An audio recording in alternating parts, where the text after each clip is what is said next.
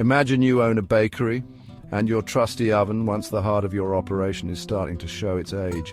It's baking bread slower, breaking down more often, and its resale value has plummeted. This, my friend, is a real-life example of asset impairment. In simple terms, asset impairment occurs when the value of a company's asset, like that oven, has significantly declined, and this decline is considered permanent or long-lasting. This decline could be due to various factors such as wear and tear, obsolescence, changes in market conditions, or even damage. Why should we care about this? Because financial reports need to reflect the true picture of a company's assets and their worth. Ignoring impairment would be like pretending that old oven is still worth its weight in gold when it's more suited for the scrap heap, leading to an inaccurate representation of the company's financial health. Now, how do we know if an asset is waving a distress flag signaling impairment? Well, there are telltale signs, both internal and external, that can raise red flags. Internal indicators might include things like the asset becoming outdated or physically damaged. Maybe that oven is constantly breaking down, needing expensive repairs, or it can't keep up with the demand for your delicious sourdough. External indicators often stem from changes outside the company's control. For instance, a new technology might emerge, making your current equipment look like a dinosaur. Or a shift in the market could cause the demand for your product to plummet, leaving your once valuable asset struggling to find a buyer. Keeping an eye out for these internal and external cues is crucial for spotting potential impairment. Suspecting impairment is one thing. Confirming it requires a formal investigation, the impairment test. Don't worry, it's not as intimidating as it sounds. The first step involves reviewing for those red flags we discussed, the internal and external indicators. If a red flag is spotted, it's time for step 2, comparing the asset's carrying amount, what's recorded on the balance sheet, to its recoverable amount, what the company can realistically get from it. Think of it like this. You check the value of your vintage car. The carrying amount is what you paid for it, say $10,000. The recoverable amount is what you could sell it for today, which might be higher or lower. This comparison is the heart of the impairment test. If the carrying amount is higher than the recoverable amount, Houston, we have an impairment problem.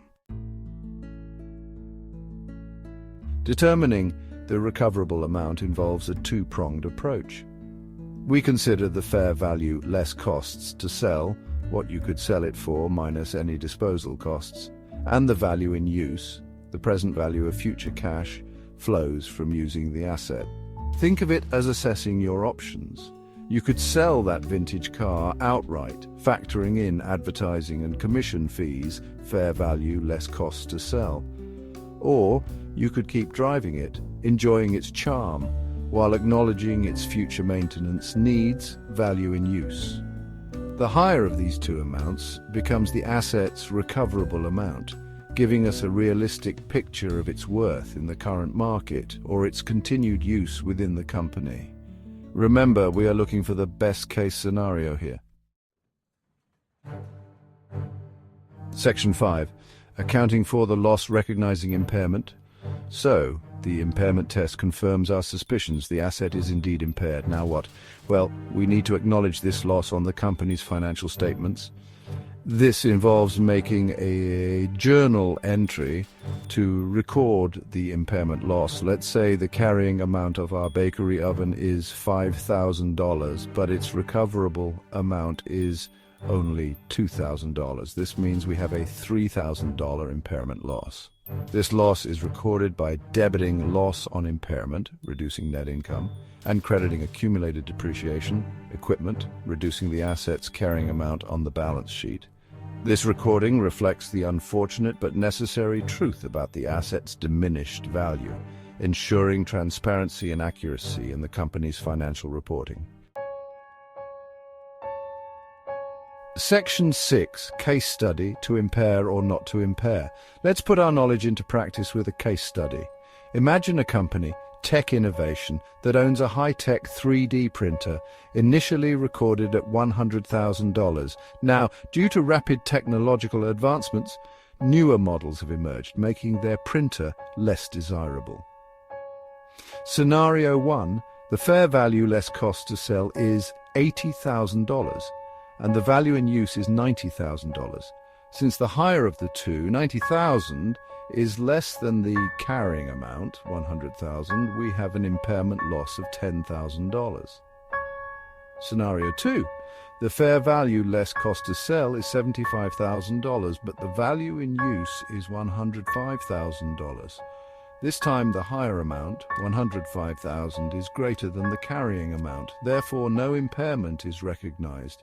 This case study showcases how the impairment test helps determine whether an asset's value is truly impaired or just experiencing a temporary dip. Section 7, bouncing back, reversing impairment losses. Now imagine a plot twist. What if, after recognizing an impairment loss, the recoverable amount of that asset decides to make a comeback? Maybe a surge in demand for vintage cars sends the value of your prized possessions skyrocketing. In such cases, you can reverse the previously recognized impairment loss, but there are rules. The reversal can't exceed the original impairment loss, and the asset's carrying amount can't go above what it would have been if no impairment had occurred. This reversal is recorded by debiting accumulated depreciation equipment, increasing the asset's carrying amount, and crediting recovery of impairment loss, increasing net income. This adjustment ensures that the financial statements accurately reflect the asset's resurgence in value. Section 8. Teaming up cash-generating units, CGUs. Sometimes assets don't operate in isolation, they work together as a team, like a well-coordinated culinary brigade in a restaurant kitchen. These groups of assets working together to generate cash flow are known as cash-generating units, CGUs. Think of a manufacturing plant. The building itself, the machinery inside, and even the land on which it sits all contribute to the production process and ultimately the generation of cash flow.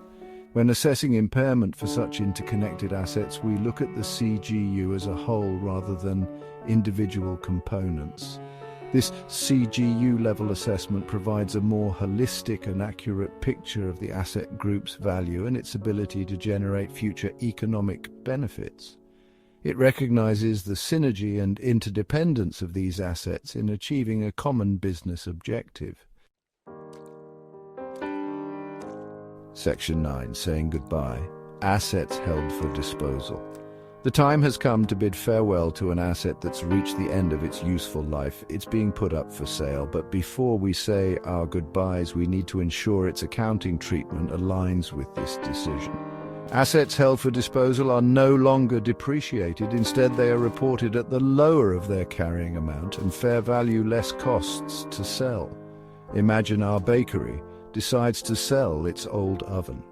Each reporting period, we compare its carrying amount to its net realizable value, fair value less cost to sell. If the net realizable value is lower, we recognize a loss. This approach provides a realistic view of the asset's remaining value and potential proceeds from its disposal. Section 10. In conclusion, the importance of accurate accounting. In the world of accounting, accurately reflecting the true value of assets is paramount. Impairment accounting, though seemingly complex, plays a vital role in this endeavor. By recognizing and recording impairment losses, we ensure that financial statements provide a clear and reliable picture of a company's financial health. Just as a doctor relies on accurate medical tests for a proper diagnosis, investors and stakeholders depend on reliable financial information to make sound decisions. Understanding the intricacies of asset impairment allows us to interpret financial statements with greater clarity and make informed judgments about a company's true worth.